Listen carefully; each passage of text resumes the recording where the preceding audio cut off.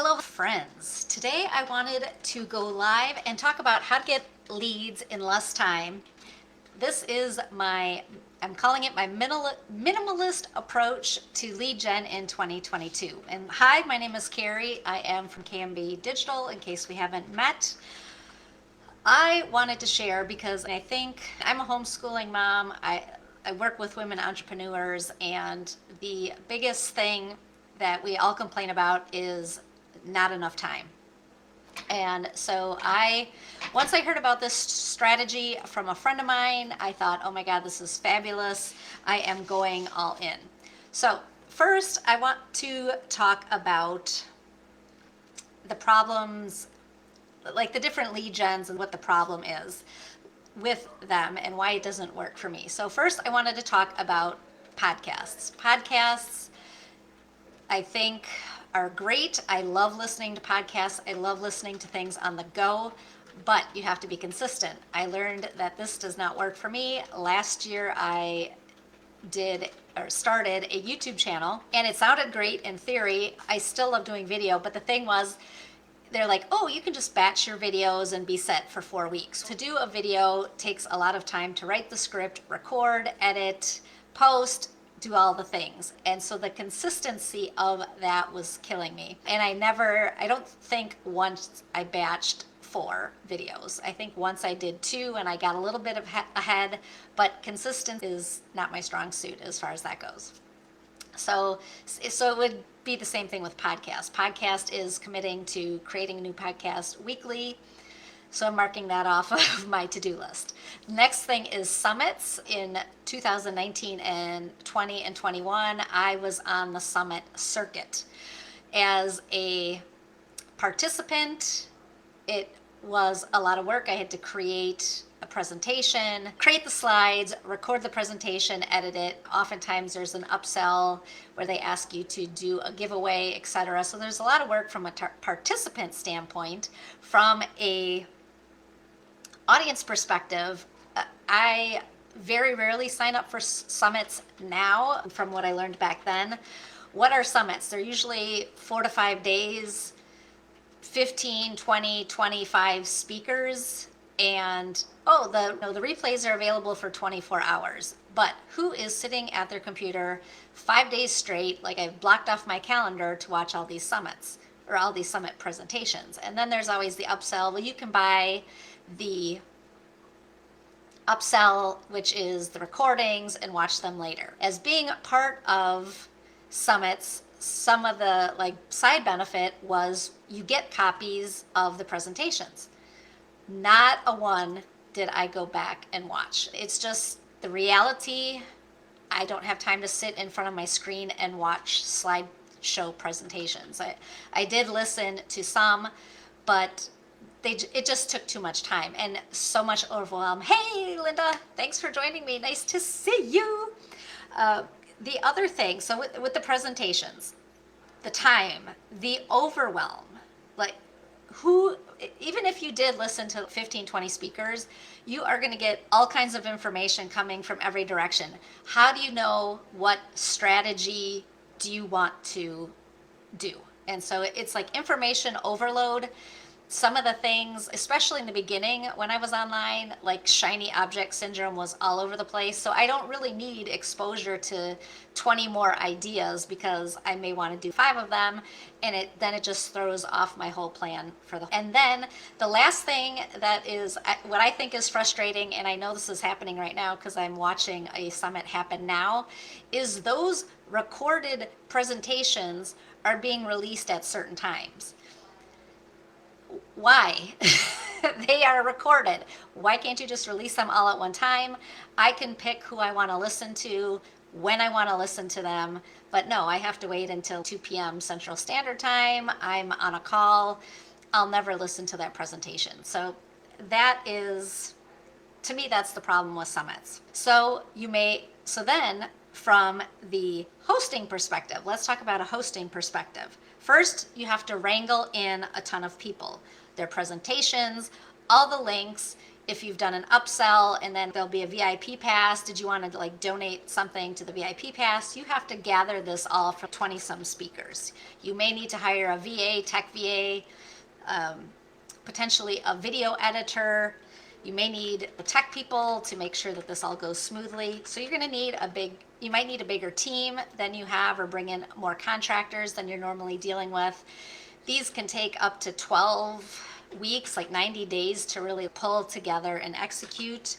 They can be profitable, absolutely, with the upsells and like the VIP days, whatever it is. But if obviously it's good from a host perspective because you're getting in all these leads, but you're also spreading your audience thin, because are they going to want to buy that thing from you? Maybe they have a limited budget and they saw 3 other speakers and then they end up going and buying their thing.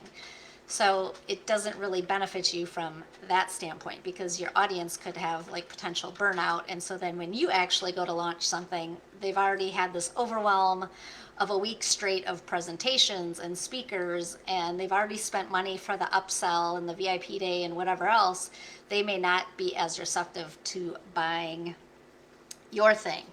And then, as I mentioned, from a presenter's perspective, the creating the presentation, the outline, the slides, it does get easier because you can often repurpose that presentation. You just tweak few little slides for the next summit. So there is a positive for the presenter, but that initial designing specific presentations, you have to record and edit it, and then sometimes you may need to create a special lead magnet or like a mini training or something that they're going to want to give away for a summit. And so you might be asking, okay, yep, I see this. I definitely don't want to host a summit. Or you've been to summits and you realize, okay, yeah, I totally get that. So you may be asking, what is the alternative? And so that is what I am doing. My minimalist strategy is a micro audio summit. This is my friend Wendy. This is her system, her program. She best gave the example of if you had a summit and a podcast and put them together and they had a baby, you would have a micro audio summit.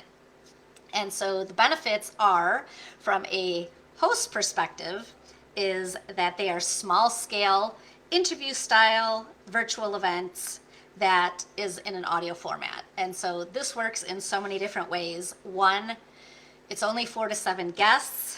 They're going to share a specific strategy or tactic, and that micro audio summit is around a very niche topic. People will need to register just like they do for a summit, and so it is a way to grow your leads, but there is no VIP day, no upsells, and so it's a benefit for the registrant because they're not getting bombarded with buy this and buy the upsell. They also get full access. It's going away in 24 hours. They get access all the time, anytime. They can listen to it in their favorite podcast software and be on the go. And they don't have to worry about, okay, I got to listen to this in the next 24 hours or the next week.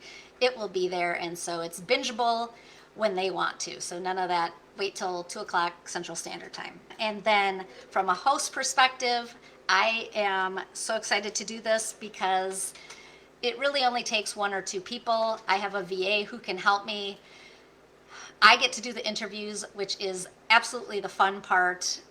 I think as women, again, which is my audience, we can talk to other women about like anything for a long point of time. My kids are always like, oh my God, you talk too much. That's why an audio summit is like right up my alley.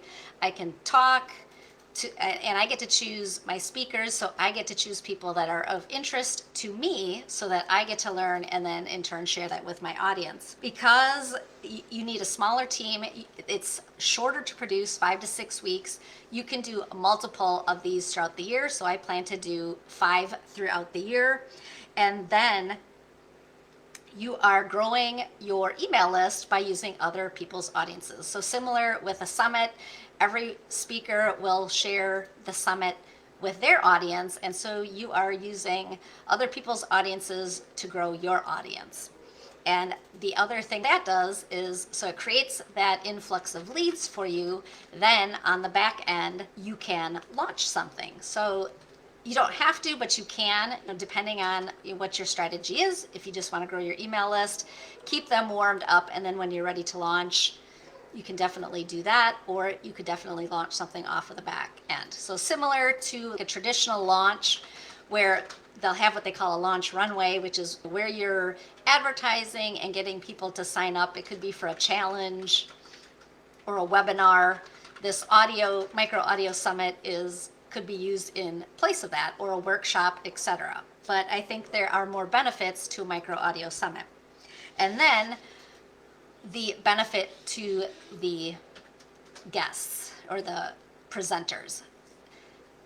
There's no presentation to create. It's just show up, have the interview, and share your knowledge. It's good for you or for the speaker, I should say. It's good for them because, again, they're getting in front of other people's audiences. They have a lead magnet that will be shared in their contact information. So again, the benefit is to get in front of other people's audiences. They can share their genius as a speaker. I have questions that I'm going to ask, and then around our specific topic, they can just share their genius and their goodness with you, and you get to know them that way. And then the other thing, so it's a benefit to, I think, all the way around. As a presenter, as an audience member, it's easy to consume.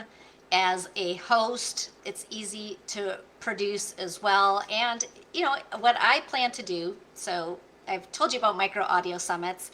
I have a micro audio summit that is going to be launching. Registration will open next week, and so you will get to see this in act firsthand, and I would love for you to join me. If you can, just stop by, #replay if you watch this on the replay. If you want to be tagged when the registration page goes live, let me know that. Just put an emoji in the comments, and I will personally reach out to you via Messenger and say, hey, here's the link. The registration page is available. You can take a look and see if this is a strategy that you might want to do for 2022. It's fairly new. I think it's a great combination of the podcast and the summit, the benefits of both. And inconsistent people like me, I have it planned for 4 to 5 times throughout the year when it's convenient for my schedule. And so I think this micro audio summit framework will be a new trend for business owners going forward, just because I just think there's benefits all the way around. If you have any questions that I might have missed, because there are lots of things I can share, I will be sharing them in the summit when it goes live. I do have an interview with Wendy Breakstone, who is the creator, and she goes way into depth on micro audio summits. But if you have any questions in the meantime, you can drop those below as well. And thank you, Linda, for staying here and watching. Mwah! Have a good afternoon. Bye.